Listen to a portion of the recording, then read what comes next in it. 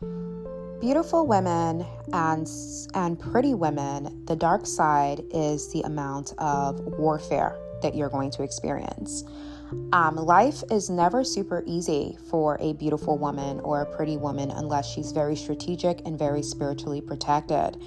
And the reason for that is because of what people do to beautiful and pretty women, and the dark side, the very dark things that you will experience from engaging with both men and women as a beautiful, pretty woman. Some of these will be sabotage. It will be men who view you as a conquest and not a person. Humiliation rituals, and, people who may even just throw rocks in your path because they want to make life difficult for you. So it's not easy. Being a beautiful woman and being a pretty woman is definitely one for the books. You're definitely going to go through it. But it's important to know about the dark sides. Yes, there's a good side to it. There's a light side, the privilege, but let's talk about the dark side. The dark side to being pretty or beautiful. If you are a pretty or a beautiful woman, prepare yourself for the dark side of what that comes with. You guys know, I will always give you the nitty-gritty. I will always tell you the things that people won't tell you because it doesn't sound nice, but it's the truth. The dark side of being pretty and beautiful is that majority of the time, you will experience mistreatment at a higher level than the average looking person. When a woman is pretty or beautiful, people automatically assume that life is easy for you. They assume that you're living the dream. Human beings are very, very fickle in nature and very, very, very shallow. So when a beautiful woman or a pretty woman walks into an environment, people automatically believe that her life is easy because she's beautiful. And because they have the assumption that your life is a walk in the park because you're beautiful, they will make things difficult for you. Tip number 1, or scenario number 1, the dark side of being beautiful and being pretty. People will throw rocks in your path, okay? Something can be very, very easy, and people will make it difficult for you. People will make things more complicated than it needs to be in order to get you to feel anxious or to get you to feel like you have to perform for them or tap dance for them, or so that you feel afraid. If you're a beautiful woman or a pretty woman, people will always throw a rock in your path.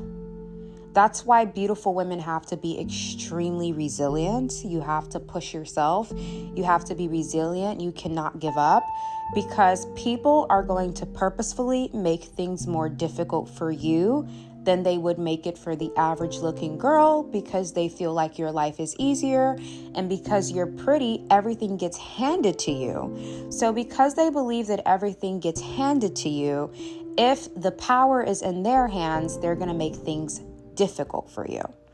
Okay, so the dark side of being beautiful and being pretty is the rocks that get thrown in your path that don't need to be there. So it may take you a little bit longer to get to the finish line because of the obstacles that people prepare for you, the rocks that they put in your path, and the traps that they set for you. Which is why beautiful women have to be very, very, very resilient. And beautiful women must keep paper trail when you are dealing with other people, because of the way that humans respond to beautiful women and pretty women. You have to be fact-checking people all the time to make sure that they are not lying to you, but to make sure that they are being honest, because people tend to try to make a beautiful woman appear as though she's not doing what she says she's doing. So for example, you'll send them an email and they say that they didn't get it.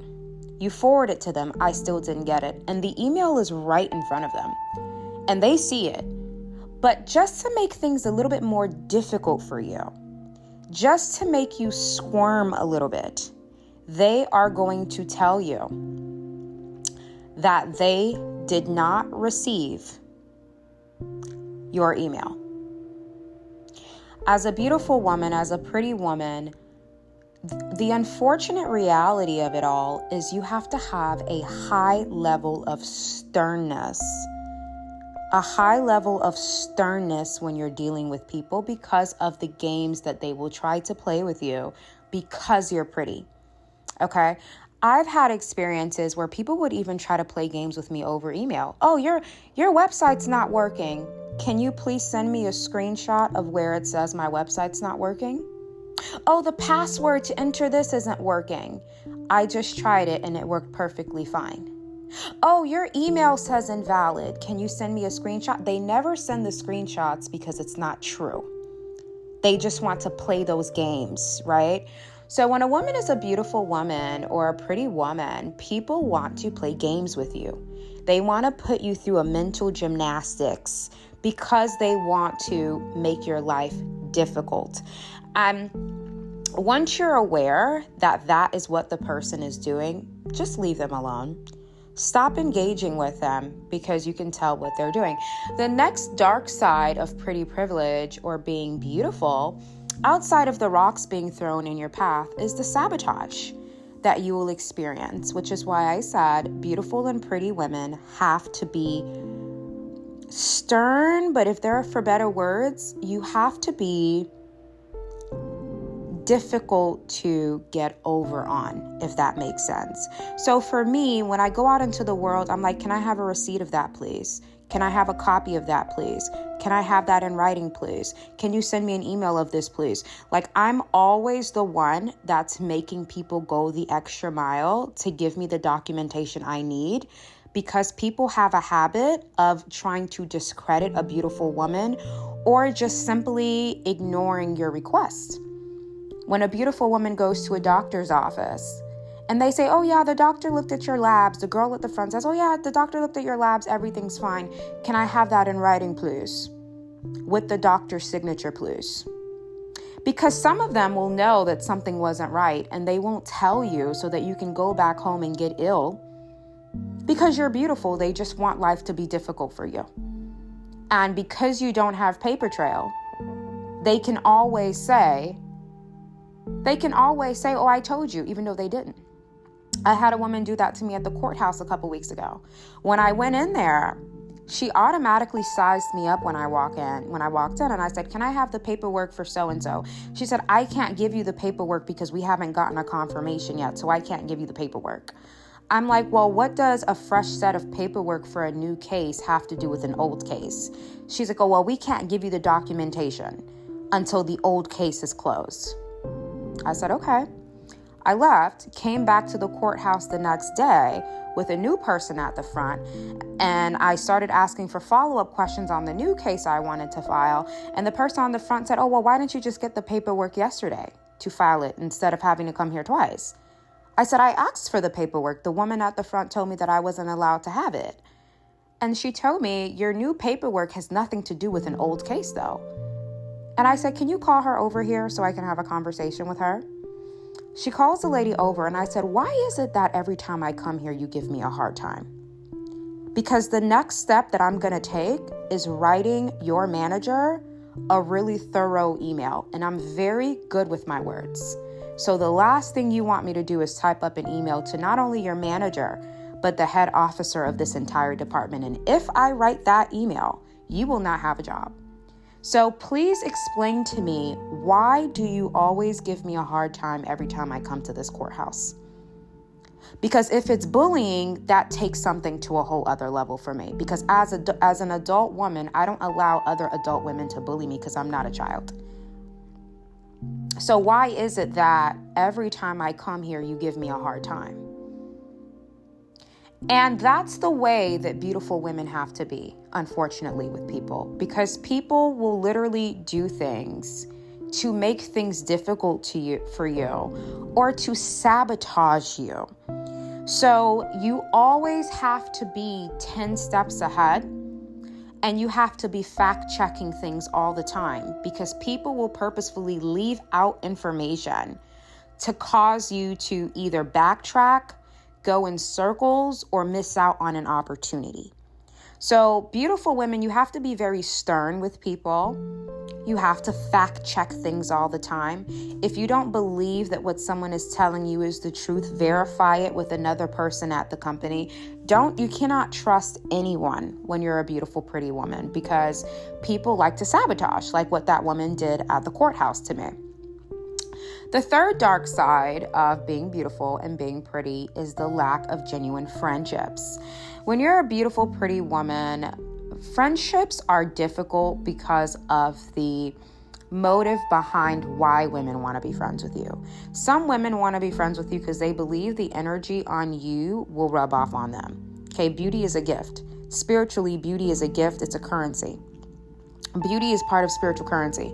So when you're beautiful, they feel like if I'm next to her, maybe I will appear brighter. If I'm next to her, maybe I will also start grabbing attention.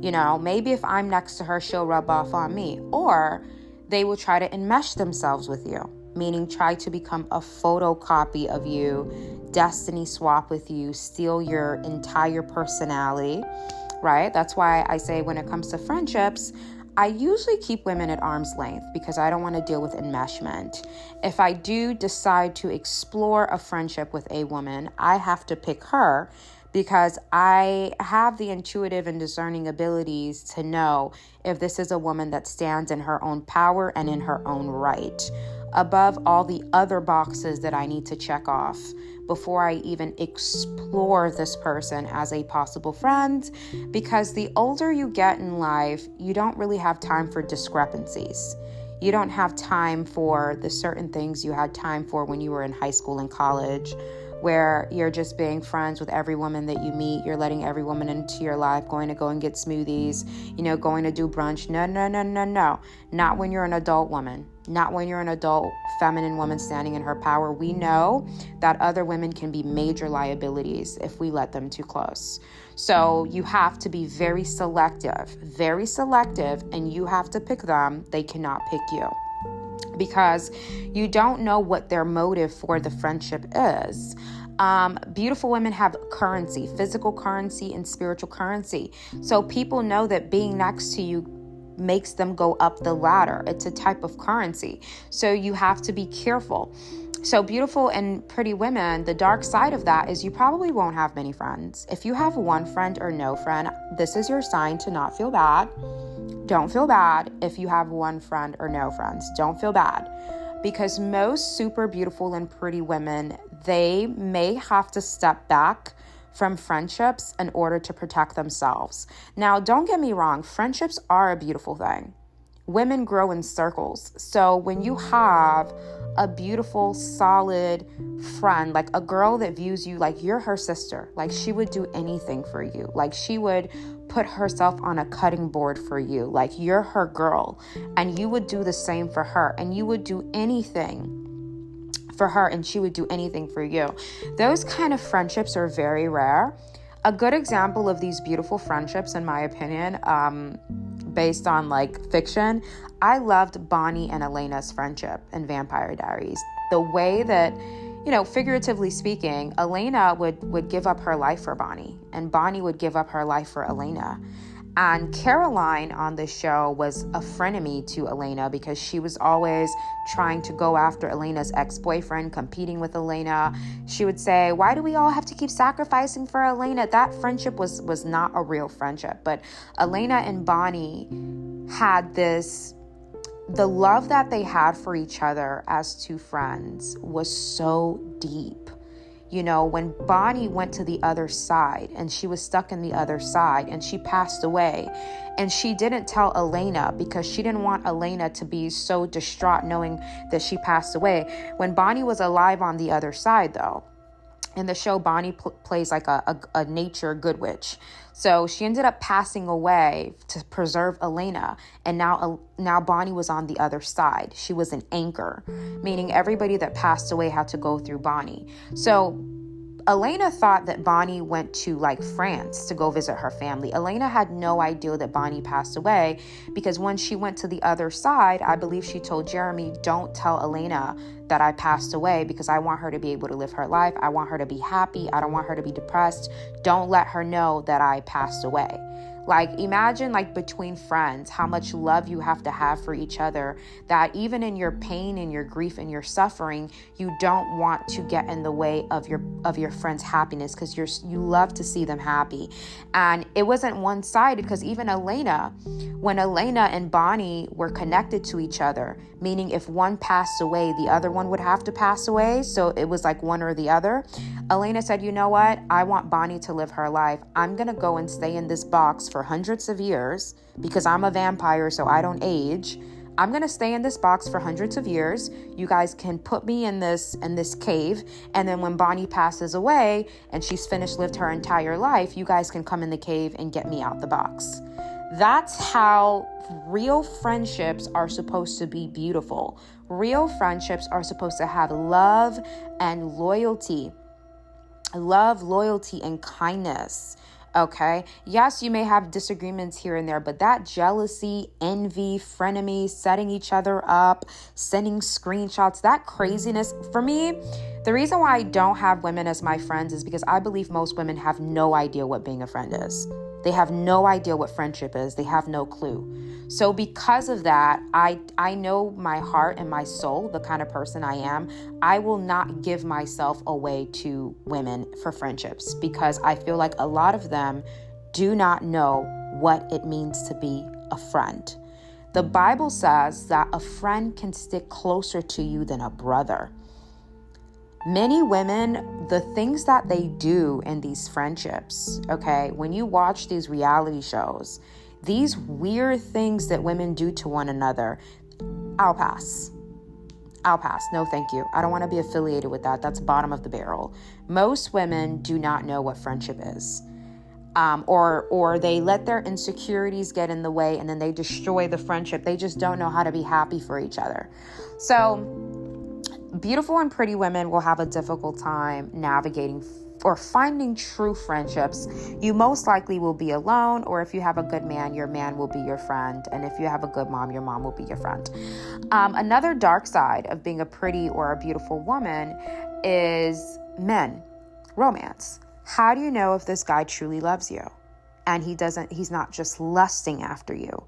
Many people lust after pretty, beautiful women, but not many people want to get to know a beautiful and pretty woman in regards to men. A lot of men are lusting after you. They're showing your photos to their friends, and they're like, ooh, she's sexy. She's so beautiful. She's gorgeous. She's hot. She's bad.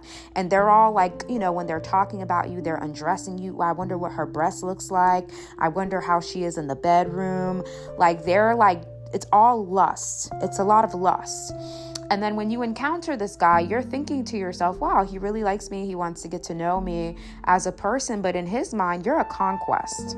A lot of pretty, beautiful women are conquests to men, and they're viewing you as that. And that's why after they sleep with you, they may ghost you as an ego boost. Like, wow, she's so pretty. I was in her DMs. I got in her pants, and then I ghosted her. I'm that guy. And then they run to other men and they tell them about their experiences with you, which is why I tell beautiful women, you have to carry yourself as a socialite. Even men have to look at you and admire you and foam at the mouth over you and drool over you from far distances. That is the most they can get.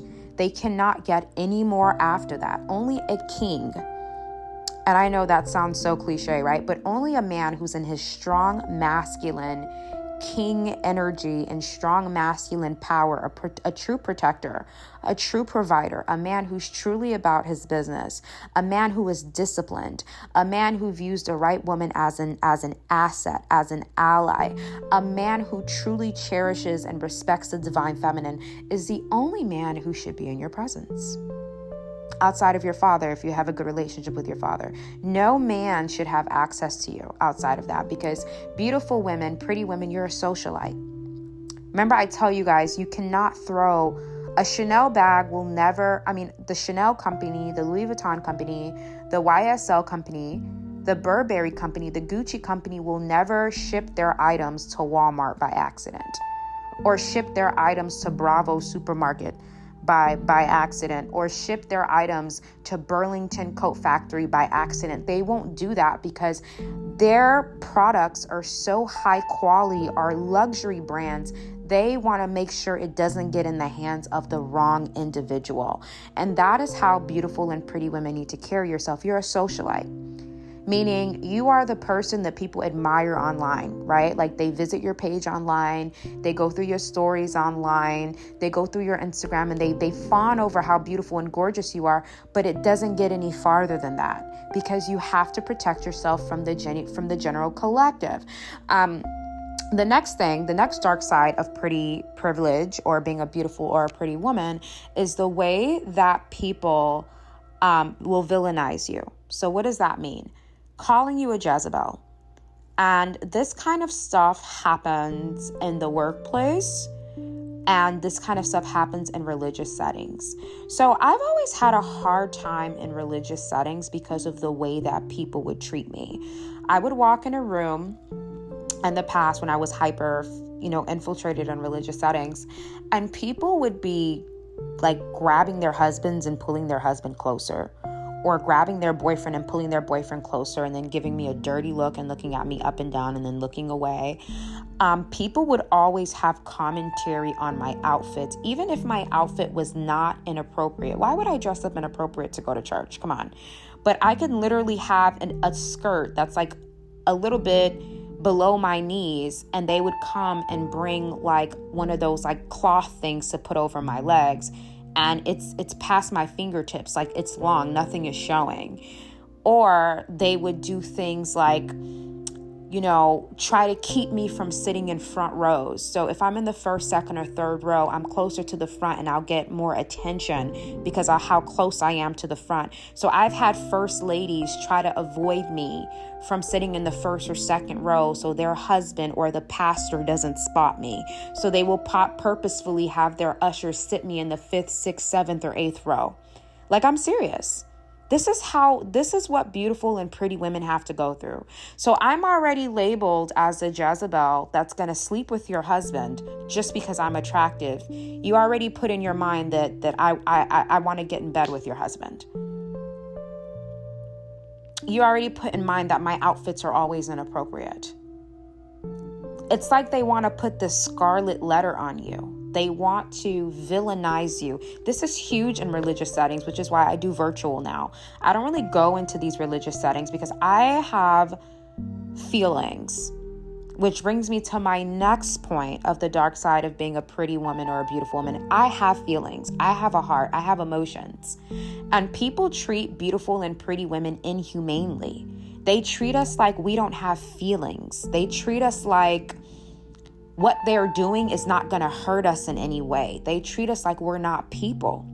They treat us like we're objects. You don't think it's hurtful if I have my own personal problems that I'm going to, and I'm coming to church to experience more of God and to pray and to be in a healthy atmosphere to ease my pain, and I'm being treated like this Jezebel, and I'm getting bad treatment and dirty looks from the first lady when I'm going through my own personal crap, and I'm here to get relief from that, and I'm also experiencing more of this in a religious setting. So I don't go to religious settings anymore, by the way, but I'm just saying that you get labeled like a Jezebel. You'll get labeled as a Jezebel in the workplace. People will say, why do you come to work dressed up so sexy? Why do you come to, like, that's not appropriate. It's like people have this obsession with picking you apart. So those are some of the dark sides of being a pretty, beautiful woman. And the major, last but not least, the major dark side of being a pretty, beautiful woman is the amount of witchcraft that people will try to do on you. People will try to do so much witchcraft on your life. They will do beauty spells to make you break out, to make you swell up. They will do spells to make sure that your business crashes and burns. They will do different incantations to slow you down in life or ruin your love life as much as they can so that you can't get married. They will do like if they cannot access you because they can't get in proximity with you, they're going to go to the spirit realm, and they're going to go and look at your star and see what God has for you. And what they're going to do is they're going to start manipulating your reality. Okay, that's the dark side of what beautiful women go through, which is why, as a beautiful woman myself, I have a very solid prayer life, because proximity is, people can't really get in proximity to me because I carry myself as a socialite. So there's no, hey, I'm going to have an opportunity to get close to Mel for this diabolical plan. How are you going to get near me? You probably won't be able to, because I have to pick people and I have to let them in my life. And I rarely let new people in my life unless I'm told that it's a destiny helper, or unless I'm told that this person is a part of my soul tribe. I don't really open my doors like that. So what are they going to do? Oh, well, that's fine. I'll just attack her spiritually. I'll just visit someone and I'll attack her spiritually. So then they'll go that way instead. So that's a dark side of what beautiful women go through. It's very, very dark.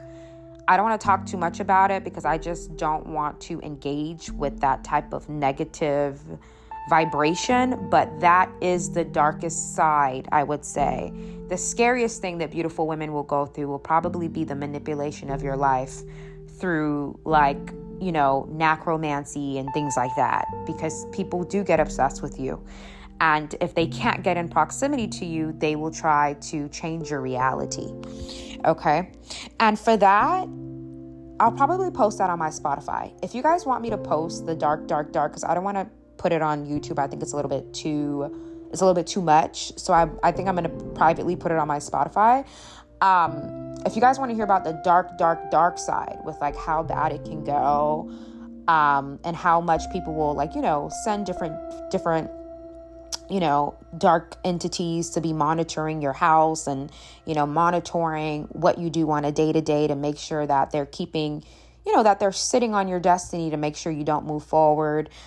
They do this stuff to beautiful women. I will probably post that on my Spotify, but you guys comment. What are you guys' experiences as a beautiful and a pretty woman? I'd like to hear from you guys. What are some of the dark sides you guys experience?